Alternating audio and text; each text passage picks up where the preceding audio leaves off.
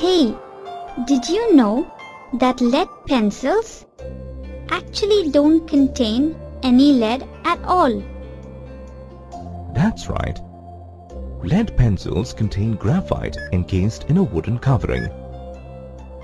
Graphite is nothing but carbon. In fact, carbon is found practically everywhere in your surroundings. It is present in the clothes you wear, the food you eat, the fuel in your car, and in the tissues of all living beings. No wonder, carbon is the sixth most abundant element in the universe.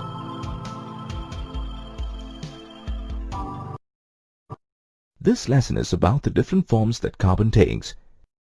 By the end of this lesson, you will be able to explain the significance of carbon in our daily life, list examples of the occurrence of carbon in nature, define allotropy, describe the different allotropic forms of carbon. Carbon is one of the few elements that can exist free in nature.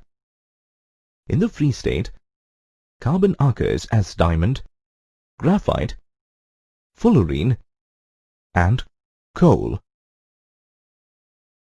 In the combined state, it can be in the form of a gas. For example, carbon dioxide and carbon monoxide. Carbon can also take the form of a liquid in the combined state. For example, petroleum and vegetable oils. In the solid form, carbon occurs in ores such as limestone, magnesite, dolomite, and calamine.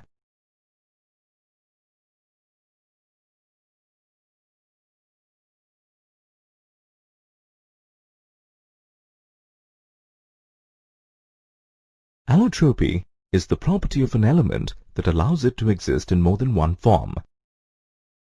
In each of these forms, the chemical properties will be more or less similar, but the physical properties will be different. The allotropes of carbon are classified into crystalline forms and amorphous forms. The black residue left when carbon compounds are heated is called amorphous carbon. Diamond, graphite, and fullerenes are crystalline allotropes. Coal, coke, wood charcoal, animal charcoal, lampblack, gas carbon, petroleum, and sugar charcoal are the different amorphous allotropes of carbon. In a diamond, each carbon atom is bonded to 4 other carbon atoms by a single covalent bond. This is why a diamond is a rigid, compact, three-dimensional structure and is very hard to break.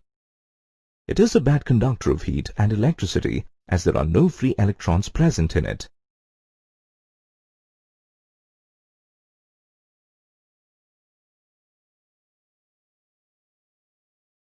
Graphite contains carbon atoms in hexagonal rings, and the rings in turn are joined together to form a layer.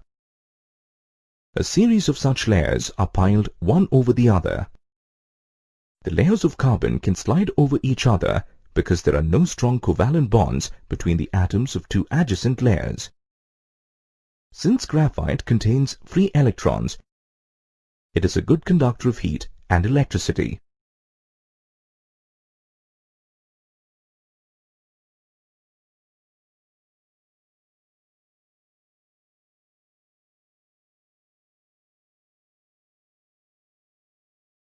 Fullerenes were discovered in 1985 by Robert Curl, Harold Kroto, and Richard Smalley, for which they were awarded the Nobel Prize for Chemistry for the year 1996. A fullerene molecule consists of 60 carbon atoms arranged in pentagons and hexagons, like in a standard football. Fullerenes are also called Buckminster fullerenes as they are shaped like the geodesic dome designed and built by the US architect Buckminster Fuller. Carbon compounds are all around us. In our clothes, furniture, food, and body. To understand why carbon forms so many compounds, we need to look at bonding in carbon. In this lesson, you will learn about bonding in carbon and the different types of covalent bonds.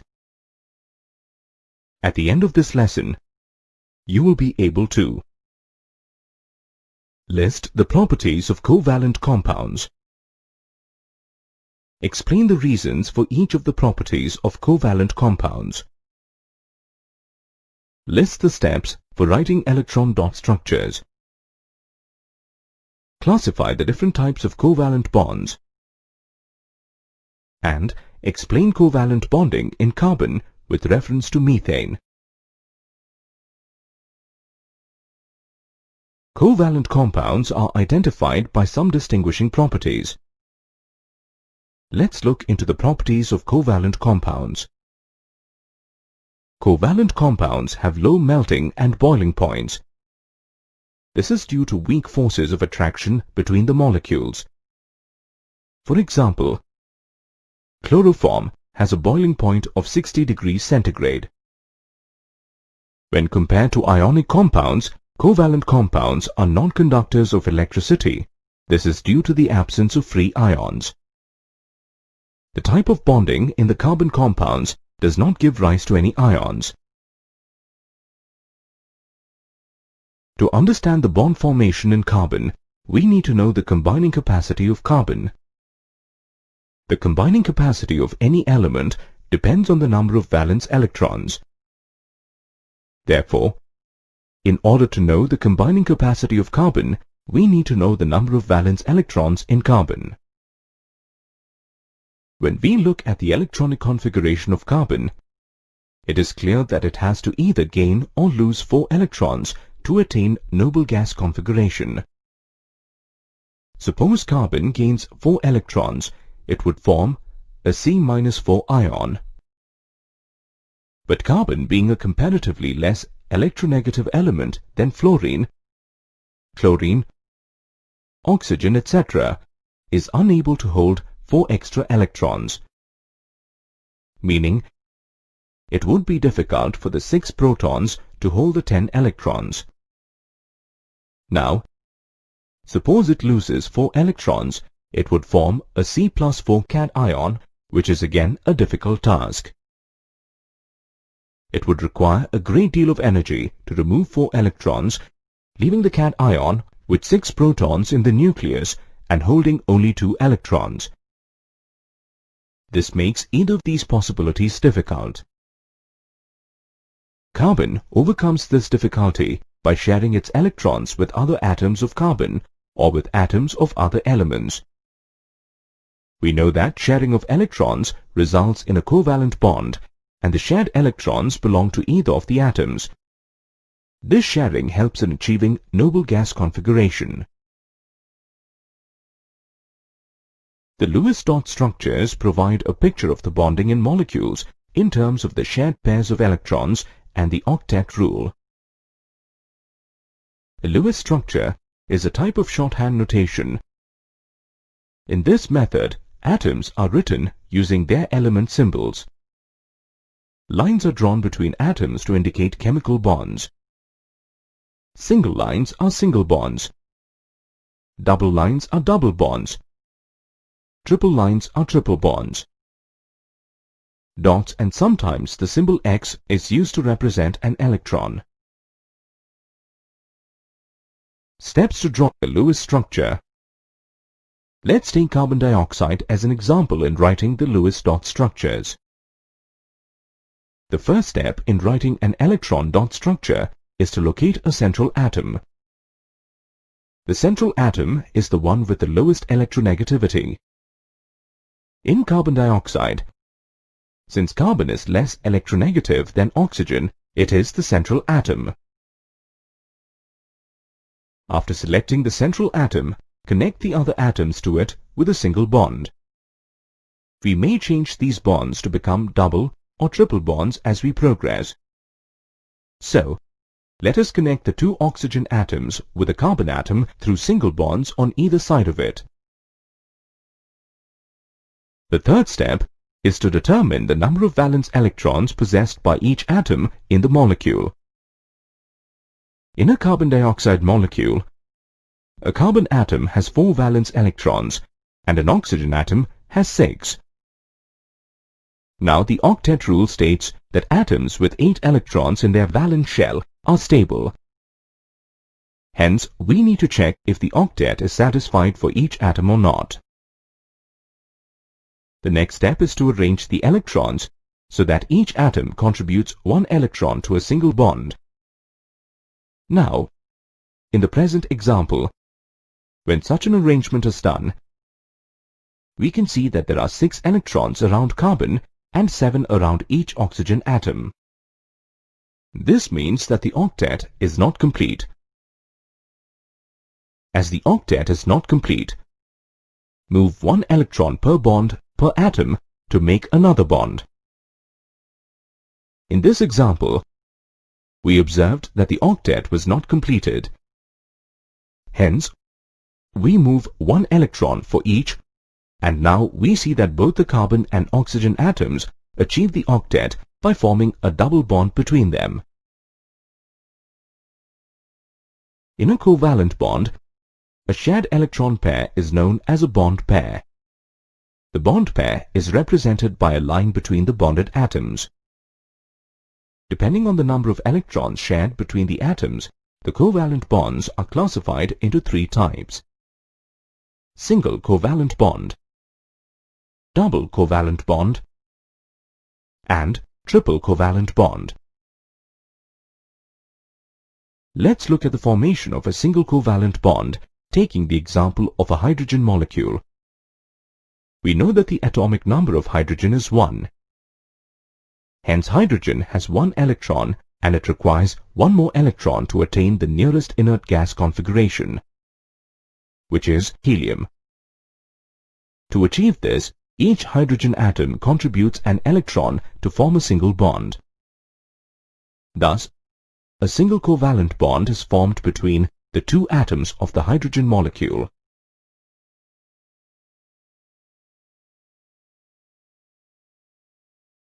Considering the example of oxygen, let's see the formation of a double covalent bond. The atomic number of oxygen is 8 and it requires 2 electrons to achieve the nearest stable inert gas configuration, which is neon. To achieve this, 2 oxygen atoms contribute 2 unpaired electrons to produce 2 bond pairs. Thus, they share these 2 electron pairs to form a double bond or dicovalent bonds.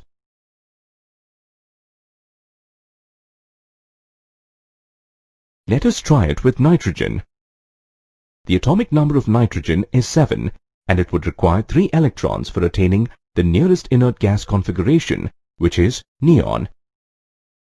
Thus, the 2 nitrogen atoms combine together and produce 3 bond pairs and share the 3 bond pairs between them. Thus, a triple bond is present between the 2 nitrogen atoms in the nitrogen molecule. Now, let us take a heteroatomic molecule like methane and see the covalent bond formation in it. A carbon atom has 4 valence electrons. During the formation of a methane molecule, 1 electron of a carbon atom pairs with 1 electron of a hydrogen atom to form a bond pair. In this way, 4 bond pairs, which are 4 CH bonds, are produced. These electron pairs are shared by the carbon and 4 hydrogen atoms. It is important to remember that carbon is a tetravalent compound and one should always check for the fulfillment of tetravalency. In a covalently bonded molecule, like ethane, even though they have strong bonds within the molecule, the intermolecular forces between them are weak. Because of these weak intermolecular forces, ethane exists as a gas. Every day we use things that contain a class of compounds called hydrocarbons. Hydrocarbons are compounds that contain hydrogen and carbon. This lesson is about the versatile nature of carbon, and the classification of hydrocarbons. At the end of this lesson, you will be able to explain the vital force theory and its criticism, explain the versatile nature of carbon, define catenation, explain the tetravalent nature of carbon, define and classify hydrocarbons, and explain the homologous series. In the earlier days, based on the source, the compounds of carbon were classified into organic and inorganic compounds. In those days, scientists believed that organic compounds could only be produced by living organisms. They believed that organic compounds were produced under the influence of a vital force and could not be synthesized in the laboratory. This belief was shattered when Friedrich Wöhler, a German chemist in the year 1828, prepared urea from ammonium cyanate, which is an inorganic compound, without the aid of any type of force such as vital force. Today, over 10 million organic compounds are known, and this number is constantly increasing. This number is far more than the total number of compounds of all other elements put together. The existence of such a large number of organic compounds is due to the unique properties of carbon. The unique properties of carbon are tetravalency, catenation, and formation of multiple bonds. Let's focus on the first unique property of carbon. In order to complete its octet, carbon shares 4 electrons with other atoms, forming 4 covalent bonds. This is known as tetravalency in carbon. The next property is catenation, which is the phenomenon of self-linkage among identical atoms to form a long chain of molecules. Carbon exhibits maximum catenation when compared to elements like sulfur and silicon due to strong carbon-carbon bonds and tetravalency. Due to this catenation, carbon atoms can form various types of straight chains, branched chains, and ring structures, thus giving rise to a large number of compounds. For example, N-butane is a straight chain compound, 2-methylbutane is a branched chain compound, and cyclobutane is a cyclic compound. The last unique property is the formation of multiple bonds. Carbon atoms are capable of forming multiple bonds with other carbon atoms. The compounds of carbon, which are linked by only single bonds between the carbon atoms, are called saturated compounds.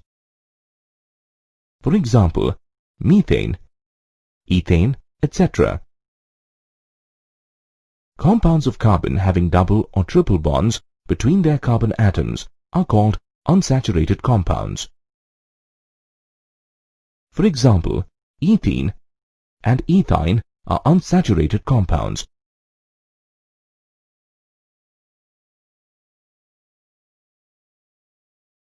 Based on the structure of the carbon chain, hydrocarbons are broadly divided into 2 groups: open-chain hydrocarbons and cyclic or closed-chain hydrocarbons.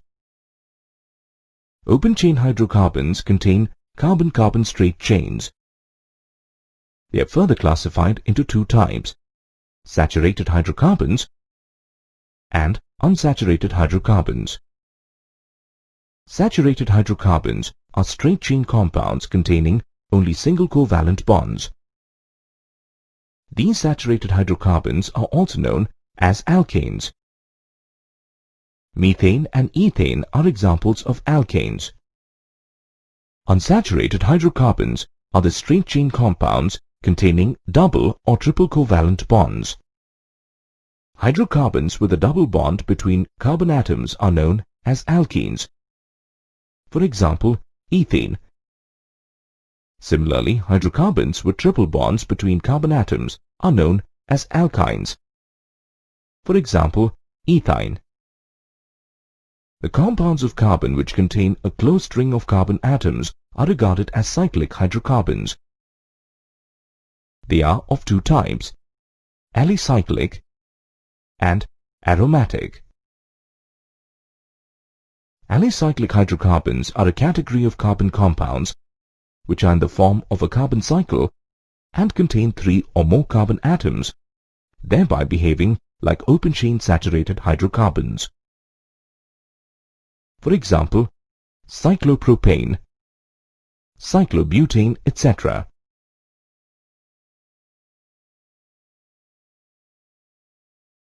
The cyclic compounds which contain a single and a double bond at alternate positions and exhibit special properties are known as aromatic compounds. For example, benzene.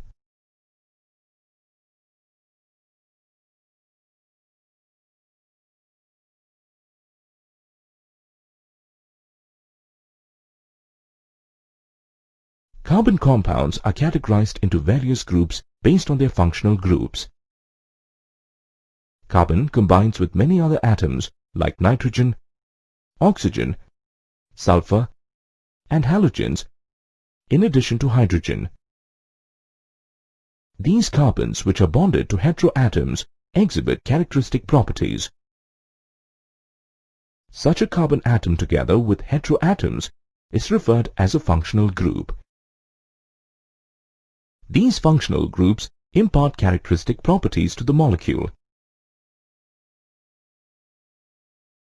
When carbon compounds with similar functional groups were arranged according to the ascending order of the molecular weights, the difference between any two consecutive members of the series were found to be the CH2 group, and such a series is identified as homologous series. Let's consider the family of alcohols. The functional group in alcohols is OH. Methanol with a molecular formula CH3OH. Ethanol with a molecular formula CH3CH2OH. And propanol with a molecular formula CH3CH2CH2OH. We observe that the difference between methanol and ethanol and the difference between ethanol and propanol is by a CH2 group. Let's now analyze the characteristics of a homologous series. A general formula is used to represent a homologous series. For example, alkanes can be represented by a general formula CnH2n plus 2. In any homologous series, the difference between two consecutive members is a CH2 group. For example, in the family of alcohols, the consecutive members differ from each other by a CH2 group. The members belonging to a homologous series are prepared by similar methods. For example, methanol and ethanol can be prepared by the hydrolysis of methyl chloride and ethyl chloride with aqueous potassium hydroxide.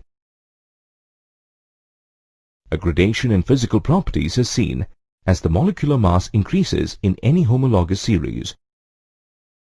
For example, methane, ethane, propane, and butane exist as gases. Alkanes from pentane to dodecane exist as liquids, and higher alkanes exist as solids.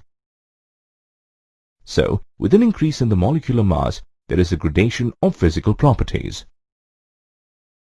Hey, did you know that vinegar is also known as ethanoic acid? I always knew it as acetic acid. Are you sure? Actually, both of them are correct. To avoid such confusion between names of organic compounds, a standardized naming convention is followed all over the world. You will learn more about this system of nomenclature in this lesson. This lesson is about functional groups and the IUPAC system of nomenclature. By the end of this lesson, you will be able to define functional groups, classify carbon compounds based on the functional group present in a particular compound. Explain the procedure of naming carbon compounds using the IUPAC system. About 10 million organic compounds are known to exist till date. Fortunately, organic compounds consist of a few similar parts combined in different ways. This helps us predict how a compound that we have never seen before may react by comparing how other compounds containing the same parts are known to react. These parts of organic compounds are called functional groups. Functional groups are specific atoms, ions, or groups of atoms that have consistent properties. A functional group makes up part of a larger molecule. In organic chemistry, apart from hydrocarbons, there are other molecules where carbon forms bonds with other elements, such as halogens, oxygen, nitrogen, and sulfur. A hydrocarbon chain contains one or more atoms of elements other than carbon and hydrogen. These additional atoms are called heteroatoms. Therefore, a heteroatom is an atom other than carbon or hydrogen present in a hydrocarbon chain. Heteroatoms have characteristic properties that are independent of the length and nature of the carbon chain. Hence, these heteroatoms are also called functional groups. Compounds that have the same functional group undergo similar reactions. For example, when a piece of sodium metal is added to alcohol, it reacts vigorously and liberates hydrogen gas. This property is independent of the number of carbon atoms in alcohol, but is dependent on the functional group OH.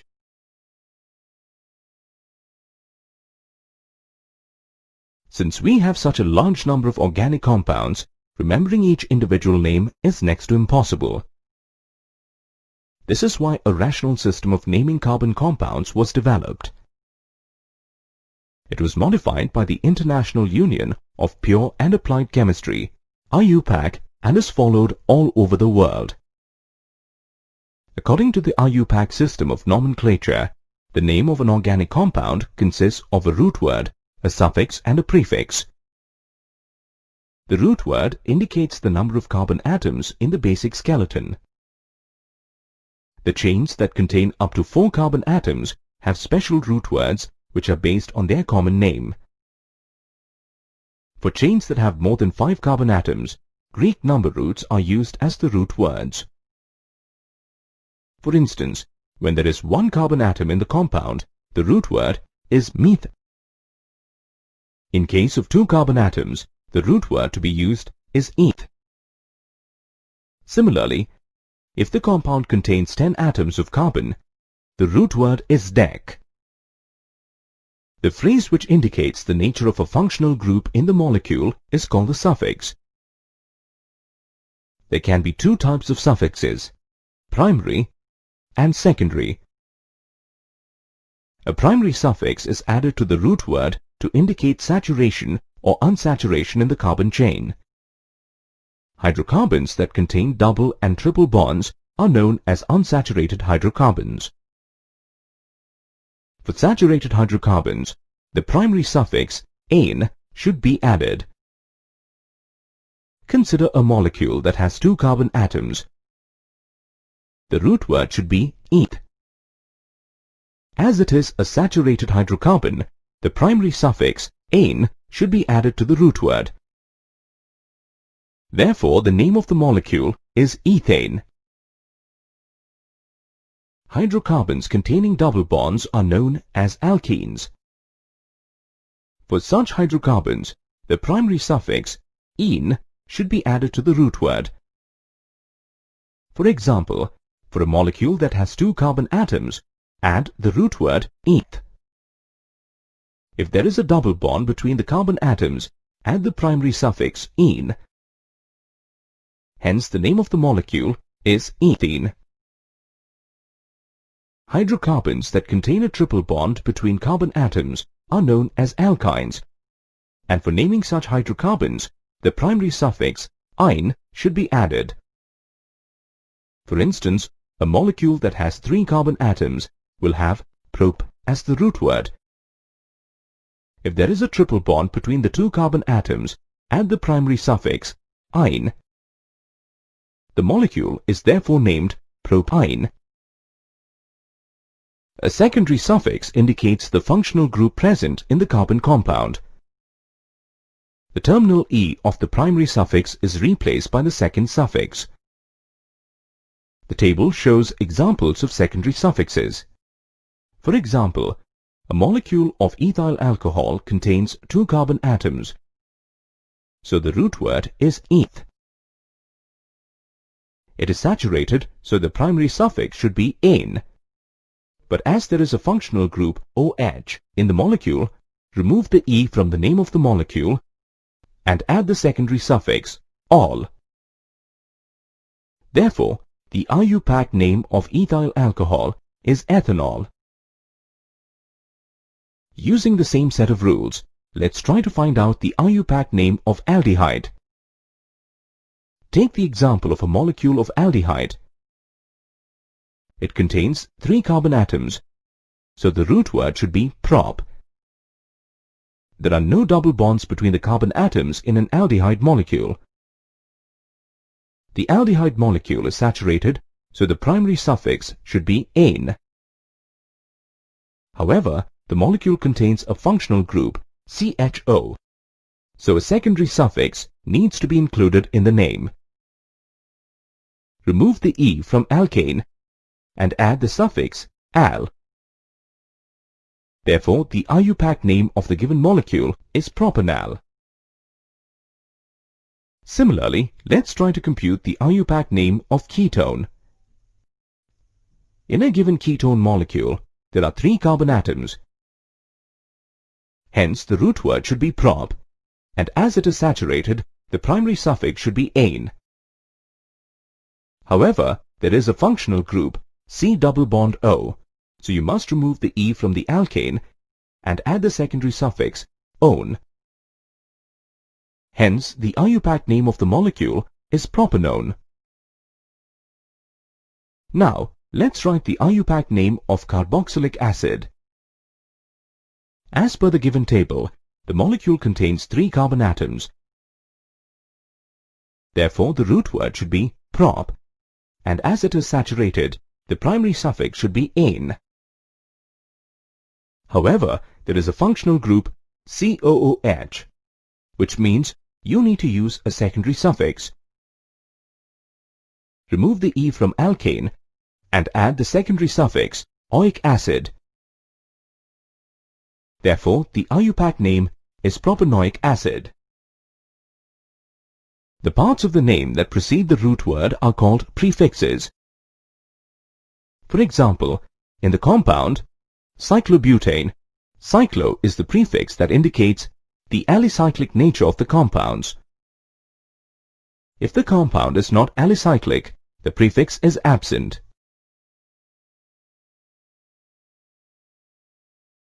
Let's look at some examples of IUPAC nomenclature for straight-chain saturated hydrocarbons. The compound CH4 contains 1 carbon atom, so the suffix is meth. It is a saturated hydrocarbon, that is, the carbon atom is bound to 4 hydrogen atoms by a single bond. There are no double or triple bonds. Hence, this compound is an alkane. The IUPAC name is a combination of meth and ane, which becomes methane. C2H6 contains 2 carbon atoms. Hence, the suffix is eth. The carbon atoms are saturated with each having 4 bonds attached to different atoms. Thus, it is an alkane. The IUPAC name is ethane, which is a combination of eth and ane. The compound C3H8 contains 3 carbon atoms. Hence the suffix is prop. The carbon atoms are saturated. Each carbon atom has 4 bonds attached to different atoms. Thus, it is an alkane. The IUPAC name is a combination of prop and ane, making it propane. The compound C4H10 has 4 carbon atoms, so its suffix is bute. The carbon atoms are saturated, with each having 4 bonds attached to different atoms. Thus, it is an alkane. The IUPAC name butane is a combination of bute and ane. Since C5H12 has 5 carbon atoms, its suffix is pent. The carbon atoms are saturated with each having 4 bonds attached to different atoms. So, it is an alkane. The IUPAC name is a combination